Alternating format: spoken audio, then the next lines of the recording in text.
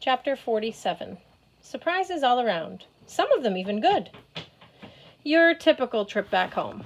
Golf cart rides, trying to remember where we parked our warship, sailing into treacherous mouth of an unknown river, getting sucked into rapids that shot us into the tunnels underneath Valhalla, jumping off the moving ship and watching the big banana disappear into the darkness, no doubt on its way to pick up the next lucky group of adventurers bound for glory, death, and Ragnarok postponing shenanigans.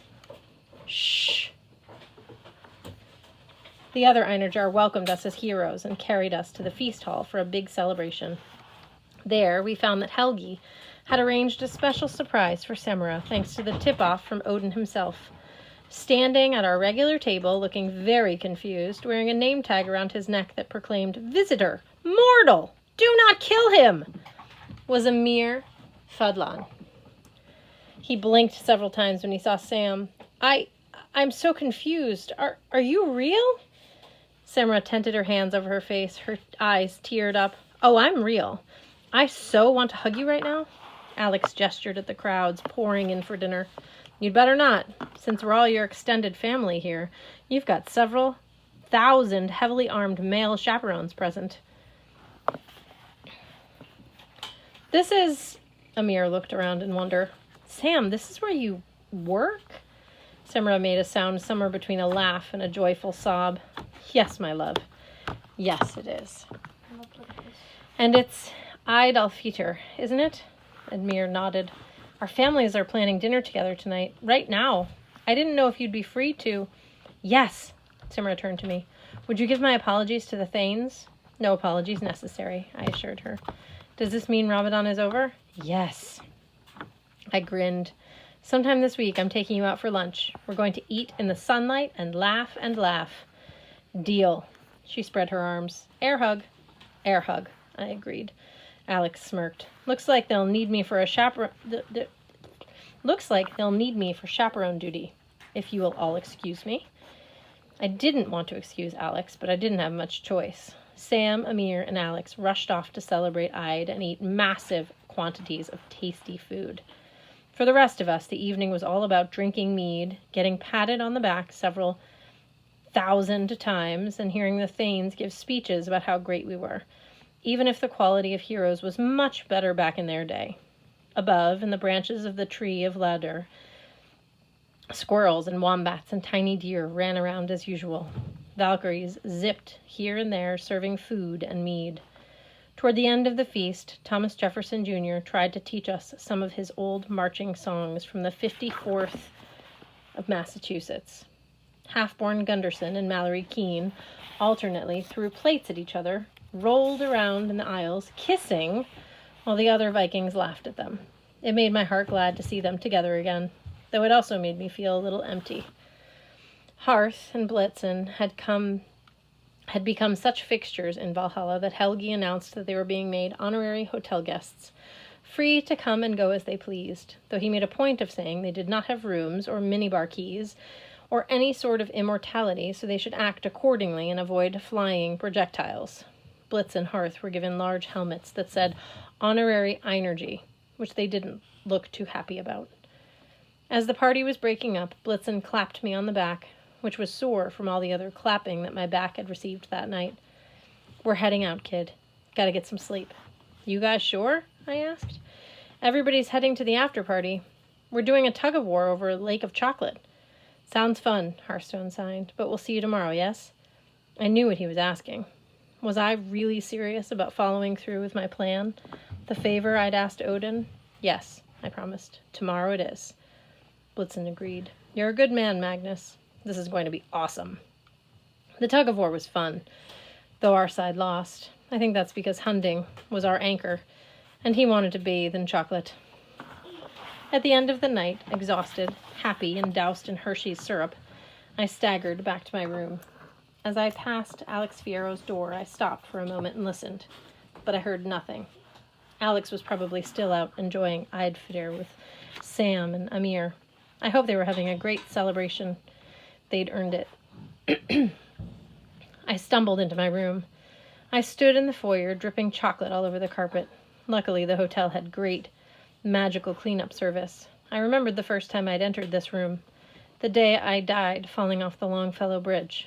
I had stared in wonder at all of the amenities, the kitchen, the library, the couch, the big screen TV, the big atrium with the starry night sky twinkling through the tree branches. Now there were more photos on the mantel. 1 or 2 magically appeared every week. Some were old pictures of my family. My mom, Annabeth, even Uncle Randolph with his kids and wife during happier times. But there were also newer pictures. Me with my friends from floor 19, a photo I'd taken with Blitz and Hearth when we were still homeless.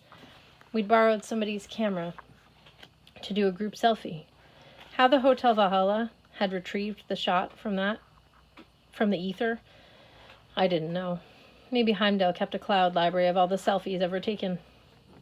For the first time, I'd realized that walking into this room felt like coming home. I might not live at the hotel forever. In fact, I just had lunch that afternoon at the place where I would probably die someday. Still, this felt like a good place to hang my sword. Speaking of which, I took off my neck chain, careful not to wake up Jack, and set his runestone pendant on the coffee table. He hummed contentedly in his sleep, probably dreaming of Percy's sword, Riptide, and all the other weapons that he had loved. I wasn't sure how I was going to locate the god Braggy and get him to write an epic about Jack, but that was a problem for another day. I'd just pulled off my sticky chocolate-soaked shirt when a voice behind me said, "You might want to close the door before you start changing." I turned. Alex leaned against the door frame, arms crossed over a chain mail sweater vest, pink glasses low on Alex's nose. Shaking Alex's shoulder in disbelief. Shaking Alex's head in disbelief. "Did you lose a mud wrestling contest?" I looked down. "It's chocolate." What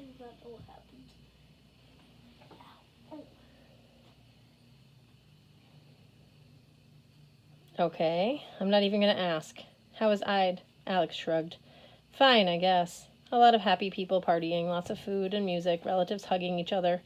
Not really my scene." "Right. I left Sam and Amir in good company with their whole families. They looked... happy doesn't cover it. Delighted? Ecstatic?" "Head over heels," I suggested. "Over the moon." Alex met my eyes. "Yeah, that works." Drip. Drip. Chocolate dripped from my fingertips in a completely suave and attractive way. "So," Alex said, "I was thinking about your proposal."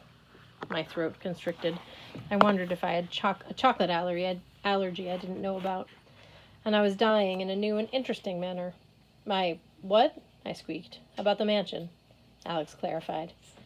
"What did you think I meant?" "No, of course, the proposal about the mansion, absolutely." "I guess I'm in. When do we start?" Great. Tomorrow we can do the initial walkthrough. I'll get the keys, then we'll wait for the lawyers to do their thing. Maybe a couple weeks? Perfect. Now go take a shower. You're disgusting. I'll see you at breakfast." "Okay." Alex turned to leave, then hesitated. "One more thing." Alex walked up to me. "I've also been thinking about your declaration of undying love, or whatever." It wasn't... Alex clamped hands on the side of my gooey face and kissed me. I had to wonder, was it possible to dissolve into chocolate on a molecular level and melt into a puddle on the carpet? Because that's how I felt. I'm pretty sure Valhalla had to resurrect me several times during the course of that kiss. Otherwise, I don't know how I was still in one piece when Alex finally pulled away. Alex studied me critically, brown and amber eyes taking me in. Alex had a chocolate mustache and goatee now, chocolate, down the front of the sweater vest. I'll be honest. A small part of my brain thought, I just kissed Alex. How do I feel about that? The rest of my brain answered, I have just been kissed by Alex Fierro. I am absolutely great by that. In fact, I might have done something typically embarrassing and stupid, like making an aforementioned declaration of undying love, but Alex spared me. I'll keep thinking about it. I'll get back to you. In the meantime, definitely take that shower. Alex left, whistling a tune that might have been a Frank Sinatra song from the elevator. Fly me to the moon. I'm great at following orders. I went to take a shower.